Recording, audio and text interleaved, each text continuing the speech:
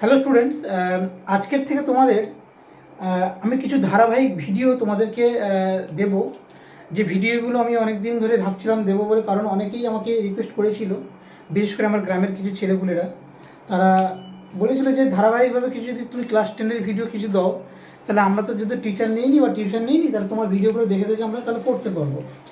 তো আমি সেটা ভাবলাম যে এভাবে ধারাবাহিকভাবে ভিডিওগুলো আমি কিন্তু তৈরি করবো, সিদ্ধান্ত নিলাম। যেটা মোটামুটি ক্লাস 10-এর তোমাদের যে চ্যাপ্টারগুলো পরপর আছে, আমাদের যে প্রাকৃতিক ভূগোল, আঞ্চলিক ভূগোল, যে সমস্ত জিনিসগুলো তোমাদের আছে, সেই টপিকগুলো কিন্তু আমরা একদম সিলেবাস ওয়াইজ পরপর, শুধুমাত্র ক্লাস 10 নয় বা দশম শ্রেণীর জন্যই নয়, 9-এর ক্লাস, 8-এর ক্লাস, 7-এর ক্লাস, আমি 7 থেকে মোটামুটি 11-12 পর্যন্ত প্রত্যেকটা ক্লাস কিন্তু ধারাবাহিকভাবে কিন্তু তোমাদেরকে এবারে দেবো। সেই ভিডিওগুলো তোমাদের এই চ্যানেলে আসতে চলেছে বা আসবে, এবং পরপর জিনিসগুলো আসবে।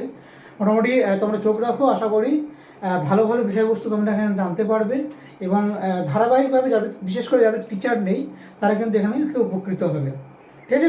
তো চলো আজকে আমরা দশম শ্রেণীটা শুরু করবো। তোমাদের এই যে দশম শ্রেণীর যে ভূগোলের বইটা আছে তোমাদের, অর্থাৎ আমাদের মধ্যশিক্ষা পরিষদের, পশ্চিমবঙ্গ মধ্যশিক্ষা পরিষদের যে চ্যাপ্টারটা তোমাদের আছে বা যে সিলেবাসটা তোমাদের আছে দশম শ্রেণীর, ঠিক আছে, দশম শ্রেণীর যে ভূগোলটা আছে,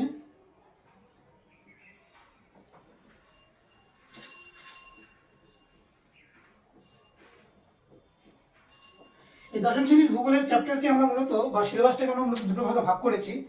একটা ভাগ করা হয়েছে প্রাকৃতিক ভূগোল। আমরা যারা ভূগোল মোটামুটি পড়ি, আমরা জানি যে ভূগোলের মোটামুটি এরকম করে দুটো করে পার্ট আমাদেরকে পড়তে হয়। একটা প্রাকৃতিক বিভাগ বা প্রাকৃতিক ভূগোল, আর একটা হচ্ছে আঞ্চলিক ভূগোল তোমাদের আছে। ঠিক আছে? একটা হচ্ছে আঞ্চলিক ভূগোল। এই হচ্ছে গল্প। একটা হচ্ছে প্রাকৃতিক ভূগোল আছে, আর একটা তোমার হচ্ছে কি আঞ্চলিক ভূগোল আছে। তো এই প্রাকৃতিক ভূগোলের যে সিলেবাসটা তোমাদের আছে, তার মধ্যে খুব গুরুত্বপূর্ণ তিনটে মেন পয়েন্ট আছে, চারটে গুরুত্বপূর্ণ মেন পয়েন্ট আছে। চারটে পয়েন্ট কি কি আছে না, গুরুত্বপূর্ণ চারটে যে পয়েন্ট আছে সেগুলো কি কি? এক নম্বর যেটা আছে আমাদের বহির্জাত প্রক্রিয়া। ঠিক আছে? বহির্জাত প্রক্রিয়া তোমাদের আছে, এবং তারপরে কি কি সৃষ্ট ভূমিরূপ। বহির্জাত প্রক্রিয়া অনেক রকম আছে, তার মধ্যে মেন তিনটে আছে। একটা আছে তোমাদের হচ্ছে কি নদী ব্যবস্থা সম্পর্কে আছে। 2 নম্বর যেটা আছে তোমার বায়ু বা হিমবাহ আছে, সরি, একটা হিমবাহ হবে। আর 3 নম্বর মোটামুটি মোটামুটি তিনটে, নদী, বায়ু এবং হিমবাহ, এই তিনটে টপিক তোমাদের আছে বহির্জাত প্রক্রিয়া থেকে। 2 নম্বর যেটা তোমাদের আছে বায়ুমণ্ডলের চ্যাপ্টার। এই বায়ুমণ্ডলের চ্যাপ্টার আছে, তার মধ্যে মনে করতে সাব টপিক বা সাব মানে উপবিভাগ আছে। 3 নম্বর যেটা আছে তোমার হচ্ছে কি বায়ুমণ্ডল। বায়ুমণ্ডল। আর 4 নম্বরে তোমাদের প্রাকৃতিক ভূগোলের মধ্যে আছে কি, সেটা হচ্ছে তোমার বজ্র ব্যবস্থাপনা।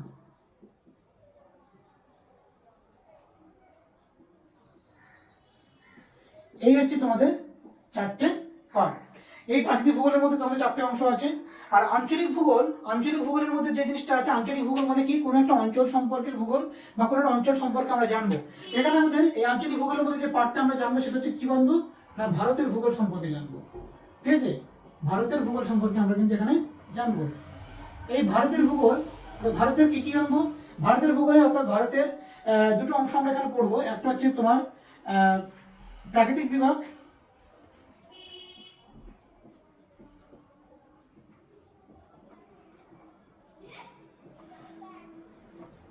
প্রাকৃতিক বিভাগের মধ্যে আমরা যে জিনিসগুলো পড়বো সেটা হচ্ছে কি কি, ভারতের প্রাকৃতিক বিভাগ অর্থাৎ যে বিভাগটি সম্পূর্ণ প্রকৃতির দ্বারা নিয়ন্ত্রিত, সেটাই আমরা জানবো। ভারতের যে বিভিন্ন প্রাকৃতিক অংশগুলো আছে প্রকৃতির দ্বারা সৃষ্টি হয়েছে, যেখানে মানুষের হাত বা মানুষের হস্তক্ষেপ কিন্তু খুবই কম। যেমন কি আমরা যেগুলো জানবো সেগুলো হচ্ছে তোমার 1 নম্বর হচ্ছে ভারতের ভূপ্রকৃতি। ওকে, ভারতের ভূপ্রকৃতি। 2 নম্বর কি বলবো আমরা, 2 নম্বর কি বলবো বলতো, 2 নম্বর যেটা পড়বো সেটা হচ্ছে আমাদের ভারতের জল সম্পদ। এই জল সম্পদ মানে কিন্তু শুধুমাত্র, আমরা একটা সময় শুধুমাত্র নদ নদী পড়তাম, কিন্তু এই জল সম্পদের মধ্যে শুধুমাত্র নদ নদী নয়, আমরা সেখানে হ্রদ, বিভিন্ন রকম জলাশয়, বিভিন্ন রকমের যে বিভিন্ন নদী জলবিভাজিকা, সরি আমাদের বিভিন্ন রকম যে নদী ব্যবস্থাপনা, সমস্ত জিনিসগুলো আমরা জানবো। 3 নম্বর পার্টে আছে ভারতের জলবায়ু। ঠিক আছে? 4 নম্বর বা ডি আছে ভারতের মৃত্তিকা অঞ্চল। ভারতের কি কি মৃত্তিকা অঞ্চল আছে সেগুলো সম্পর্কে আমরা জানবো। এবং ই আছে ভারতের কি স্বাভাবিক উদ্ভিদ।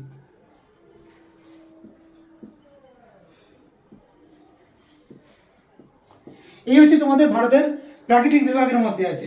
ভারতবর্ষের আর্থসামাজিক বিভাগ যেটা আছে 2 নম্বর পার্ট, ভারতের আর্থসামাজিক বিভাগ। আমি আর্থসামাজিক কেন বললাম, দেখো অনেকে এটা ভারতের শুধু অর্থনৈতিক বিভাগ বলে, ভারতের হবে, ভারতের শুধুমাত্র অর্থনৈতিক বলে। আমি কিন্তু ভারতের আর্থসামাজিক বলছি এই কারণে, কারণ এখানে আমরা যেমন ভারতবর্ষের অর্থ উপার্জনের যে ব্যাপারটা আমরা দেখব, তেমন আমরা পাশাপাশি দেখব কি ভারতবর্ষের সামাজিক অংশগুলো, যেমন কি জনসংখ্যা বা এই সমস্ত জিনিসগুলো, অর্থাৎ আর্থসামাজিক বিভাগ বলে থাকি।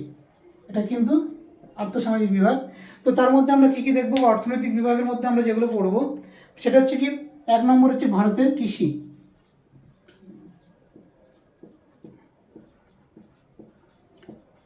ভারতের কৃষিকাজ পড়বো, তার মধ্যে বিশেষ কিছু শস্যকে আমরা এখানে জানবো।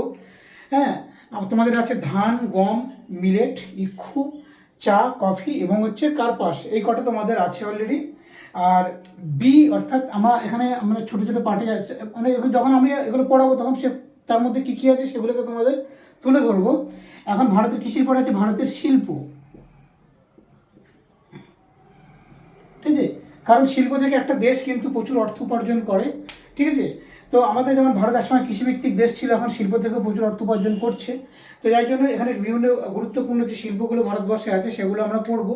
যেমন আমাদের লৌহ ইস্পাত শিল্প, কারখানা বস্ত্রবান শিল্প, তারপরে হচ্ছে তোমার অটোমোবাইল শিল্প, পেট্রোকেমিক্যাল শিল্প, সমস্ত শিল্পগুলো সম্পর্কে আমরা জানবো। হ্যাঁ, তারপরে হচ্ছে তোমাদের আছে ভারতবর্ষের 3 নম্বরে যেটা আছে ভারতবর্ষের, সেটা হচ্ছে কি বিভিন্ন শহর নগর জনসংখ্যা আছে, পরিবহন ব্যবস্থা আছে ভারতের, পরিবহন ও যোগাযোগ,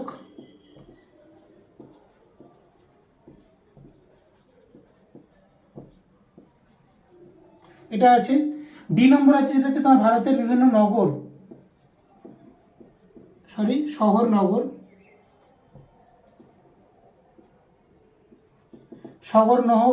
শহর নগর এবং যেটা আছে সেটা হচ্ছে তোমার কি জনসংখ্যা, জনবসতি ইত্যাদি, ঠিক আছে।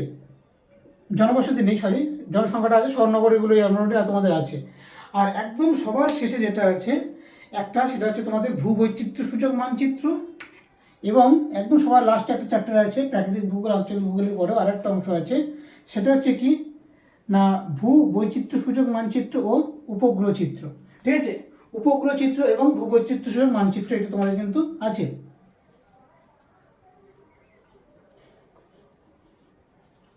দু ধরনের চিত্র তোমাদের এখানে দিতে হবে, মানে মানচিত্র, একটা হচ্ছে উপগ্রহ চিত্র, একটা হচ্ছে তোমার ভূবৈচিত্র্য,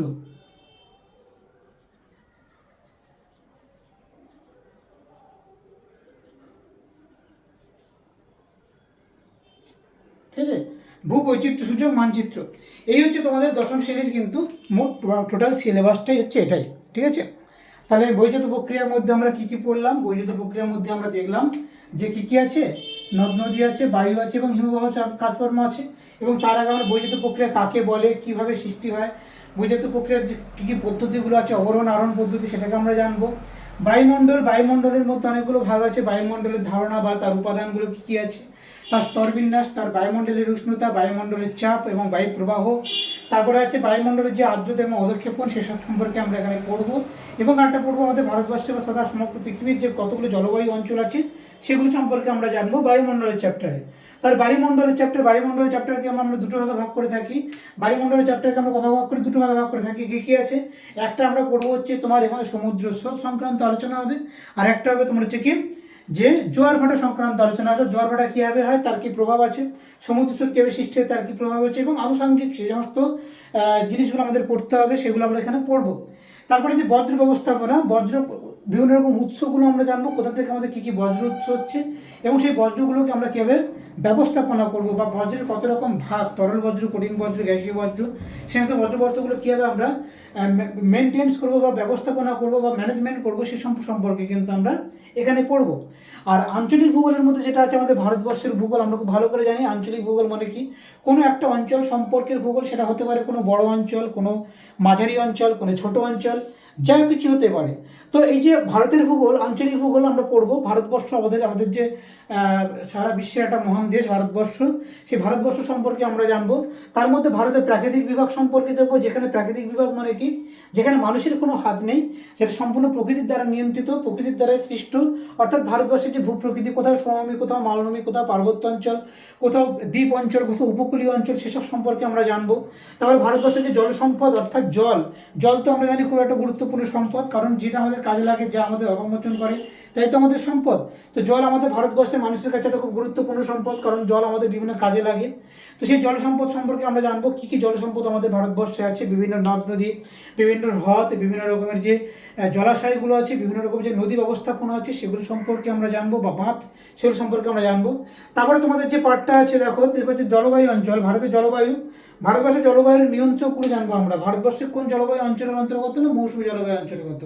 সেই মৌসুমী জলবায়ু অঞ্চলের অন্তর্গত কেন বলছি, হ্যাঁ, কেন মৌসুমী বায়ু কীভাবে ভারতবর্ষের জলবায়ুকে নিয়ন্ত্রণ করছে, এবং মৌসুমী বায়ুর সাথে সাথে জেট বায়ুর নিয়ন্ত্রণ, তাছাড়া আমাদের ভারতবর্ষের জলবায়ুটা সম্পর্কে কেন আমরা জানবো, বা এত বৈচিত্র্যময় কেন, সেখানে ঋতু বৈচিত্র্য দেখতে পাচ্ছি কেন, যাবতীয় পড়া কিন্তু আমরা এই ভারতের জলবায়ু অঞ্চল সম্পর্কে কিন্তু আমরা, বা জলবায়ু অঞ্চল পড়ার সময় আমরা কিন্তু জানবো। তারপরে যেটা হচ্ছে সেটা হচ্ছে ভারতবর্ষের মৃত্তিকা অঞ্চল। ভারতবর্ষকে কতগুলো মৃত্তিকা অঞ্চলে ভাগ করা হয়েছে, অর্থাৎ ভারতবর্ষের মধ্যে কত রকমের মৃত্তিকা আমরা দেখতে পাই, এবং সেই মৃত্তিকাগুলো কোন কোন অঞ্চলে বণ্টিত হয়েছে, তার মধ্যে কী কীভাবে সেই মৃত্তিকাগুলো আমাদের কীভাবে কাজে লাগানো হয়, বা সেখানে কী কী শস্য চাষ করা হচ্ছে, সেগুলো আমরা জানবো। তার বৈশিষ্ট্যগুলো কী আছে সেগুলোও আমরা জানবো। আর লাস্ট সবার যেটা জানবো, সেটা প্রাকৃতিক বিভাগের মধ্যে লাস্ট হচ্ছে স্বাভাবিক উদ্ভিদ, অর্থাৎ কত ধরনের স্বাভাবিক উদ্ভিদ আমাদের এখানে আছে, স্বাভাবিক উদ্ভিদ কাকে বলে, হ্যাঁ, কত ধরনের স্বাভাবিক উদ্ভিদ আমরা দেখতে পাই। বা তার পাশাপাশি আমরা দেখবো সামাজিক বনসৃজন এবং কৃষি বনসৃজন, সেগুলো সম্পর্কে আমরা জানবো। হ্যাঁ, এগুলো আমরা মোটামুটি পড়ে নেব। মৃত্তিকার মধ্যে আমরা একটা জিনিস মিস করলাম, সেটা হচ্ছে মৃত্তিকার যে ক্ষয় এবং মৃত্তিকা ক্ষয়ের সংরক্ষণ করার যে বিভিন্ন পদ্ধতি, সেগুলো আমরা একটু দেখে নেব। আর 2 নম্বর পার্ট যেটা আছে ভারতবর্ষের আর্থসামাজিক বিভাগ বা ভারতবর্ষের অর্থনৈতিক বিভাগ। এই ভারতবর্ষের আর্থসামাজিক বিভাগ ও অর্থনৈতিক বিভাগের মধ্যে যেটা আমরা পড়বো, অর্থাৎ যে ব্যাপারটা থেকে আমাদের ভারত মানে অর্থ উপার্জন করে, বুঝতে পারলে কিনা বলো, ভারত যেখান থেকে আমাদের অর্থ উপার্জন করে সেই সম্পর্কে কিন্তু আমরা এখানে পড়বো, বুঝতে পারলে। তো দেখো, এই যে অর্থ উপার্জন করে মানে কি, ভারত আমরা জানি খুব ভালো করে, ভারত একটা কৃষিভিত্তিক দেশ, তাই কি না। ভারতবর্ষের একটা বড় অঙ্কের টাকা বা বড় অঙ্কের আমাদের যে জাতীয় আয়, জাতীয় আয়ের কিন্তু একটা বড় অংশ কিন্তু এই কৃষি থেকে আসে। তাছাড়া কী কী আছে, ভারতের শিল্প আছে। আমাদের ভারতবর্ষে এখন শিল্প অনেকটা এগিয়ে গেছে, শিল্প উন্নত দেশ ভারতবর্ষ। অতি প্রাচীনকাল থেকে ভারতবর্ষ শিল্পে কিন্তু একটা এগিয়ে থাকা দেশ, যদিও ভারতবর্ষ তখন কিন্তু আধুনিক শিল্প ছিল না, এখন শিল্পটা অনেকটাই আধুনিক শিল্প স্থাপন আমরা করতে পারছি। ভারতবর্ষ সারা বিশ্বে একটা ব্যাপক একটা নাম করেছে ভারতবর্ষ শিল্পক্ষেত্রে। সেটা আমাদের ভারতবর্ষের গুরুত্বপূর্ণ শিল্পগুলো কী কী আছে, লৌহ ইস্পাত শিল্প আছে। তারপরে কী কী আছে বলো তো, ভারতবর্ষের গুরুত্বপূর্ণ শিল্প হচ্ছে তোমাদের বস্ত্রবয়ন শিল্প, যেটা একক বৃহত্তম শিল্প এক ধরনের বস্ত্রবয়ন শিল্প আছে। এছাড়া আমাদের হচ্ছে পেট্রো রসায়ন শিল্প আছে, তারপরে বলো হচ্ছে অটোমোবাইল শিল্প আছে, তথ্য প্রযুক্তি শিল্প আছে। এগুলো সব সম্পর্কে কিন্তু আমরা পড়বো। আচ্ছা, তারপরে আছে ভারতবর্ষের যে পরিবহন ব্যবস্থা এবং যোগাযোগ ব্যবস্থা। ভারতের পরিবহন ও যোগাযোগ ব্যবস্থা, পরিবহন আর যোগাযোগ মানে এটা, পরিবহনটা হচ্ছে যখন আমরা এক স্থান থেকে অন্য স্থানে যাচ্ছি, আমরা পণ্য এবং তথ্য দুটোই যাবে, কিন্তু যোগাযোগ ব্যবস্থার মধ্যে শুধুমাত্র তথ্য সরবরাহ করি বা আমরা যোগাযোগ করতে পারি। সেটা হতে পারে গণমাধ্যম, কোনো ব্যক্তিগত মাধ্যম, যা কিছু হতে পারে, এটা হচ্ছে যোগাযোগ ব্যবস্থা।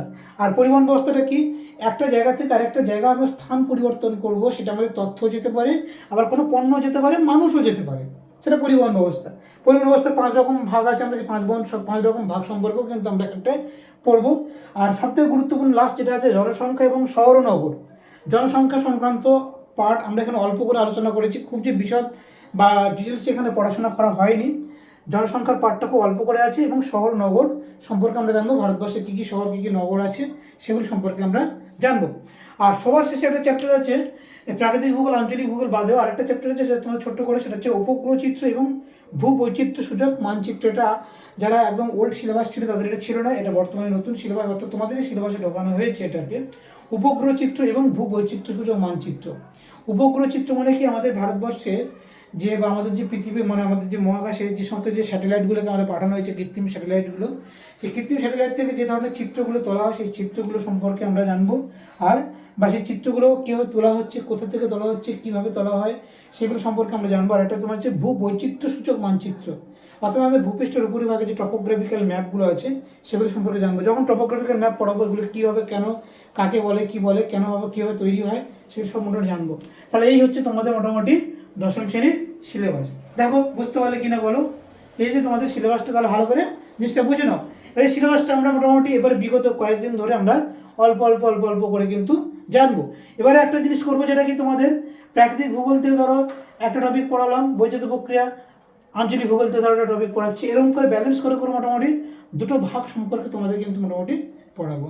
কারণ তোমাদের কিন্তু যেটা পরীক্ষায় যেগুলো আসে সেটা ধরো প্রথম এই যে ফার্স্ট ইউনিট টেস্ট, যেটা তোমাদের কয়েকদিন পরেই আছে, ফার্স্ট ইউনিট টেস্ট পরীক্ষা, সেখানে কিন্তু ধরো বৈদ্যুতিক প্রক্রিয়া থেকে একটা চ্যাপ্টার, মানে প্রাকৃতিক ভূগোল থেকে একটা চ্যাপ্টার দিল, আবার আঞ্চলিক ভূগোল থেকে দেখা যাচ্ছে ভারতের প্রাকৃতিক বিভাগটা দিয়ে দিল, আবার সেকেন্ড পরীক্ষা দেখা যাচ্ছে বায়ুমণ্ডল দিল, ভারতের আর্থসামাজিক বিভাগ দিল। এরকমভাবে কিন্তু তোমাদের কিন্তু ব্যালেন্স করে দেয়, এটা থেকে একটা, টেস্ট থেকে একটা। কখনো কিন্তু এটা পুরোটা একবার পরীক্ষা হয় না, বা এটাকে একবার কিন্তু পরীক্ষাটা হয় না, একবার এখান থেকে দেবে কিছুটা, একবার এখান থেকে দেবে কিছুটা। ক্লিয়ার বন্ধু? বুঝতে পারলে কিনা বলো? বুঝতে পেরেছি তো? এটা হচ্ছে ব্যাপার। তাহলে সিলেবাসটা তোমরা মোটামুটি বুঝতে পারলে, ঠিক আছে? তাহলে তোমরা মোটামুটি সম্পূর্ণ সিলেবাসটাকে তোমরা দেখলে। এই সম্পূর্ণ সিলেবাসটা আজকে মোটামুটি ভালো করে ব্যাখ্যা করে দিলাম, যাতে সিলেবাস একদম বুঝতে অসুবিধা হয় তার কিন্তু ভিডিওর মাধ্যমে কিন্তু তোমরা পুরো সিলেবাসটাকে, অর্থাৎ দশম শ্রেণীর যে আমাদের পশ্চিমবঙ্গ মধ্যশিক্ষা বোর্ডের যে সিলেবাসটা আছে সেই সিলেবাসটাকে একদম খুব সুন্দর করে বুঝিয়ে দিলাম। পরের দিন থেকে তোমাদের শুরু করব বহির্জাত প্রক্রিয়া থেকে। একদম ফার্স্ট যে চ্যাপ্টারটা আছে আমাদের এই বহির্জাত প্রক্রিয়া, সেই বহির্জাত প্রক্রিয়া থেকে আমি কিন্তু ফার্স্ট শুরু করব। তবে একটা জিনিস বলে রাখি, খুব বেশি লম্বা ভিডিও বা লং ভিডিও দেবো না, ছোটো ছোটো ভিডিও দেওয়ার চেষ্টা করবো আমি। সেই ভিডিওর মাধ্যমে দেখো, ভূগোল এমন একটা সাবজেক্ট যেটাকে পড়তে গেলে বা বুঝতে গেলে ভিডিওটা একটু বড় হবে বা বড় হয়, তবুও আমি চেষ্টা করবো কতটা ছোটো ভিডিওর মাধ্যমে সেগুলোকে করে করে দেওয়া যায়। আমি পার্ট পার্ট করে কিন্তু তোমাদের এই ভূগোলের বিষয়গুলোকে কিন্তু তুলে ধরবো।